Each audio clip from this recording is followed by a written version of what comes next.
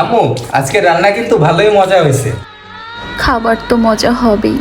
25 বছর ধরে এই সংসারে কামলা দিচ্ছি, খাবার মজা হবে না? আহা, আমি পারি না, আর পারি না। আম্মু 1 মিনিট একটু চুপ থাকো, একটা ফোন আসছে, একটু কথা বলে নি।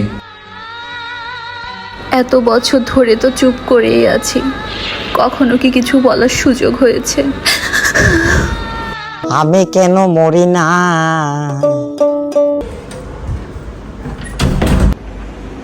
আম্মু, তুমি বাজারে গেছিলা? বললাও তো না।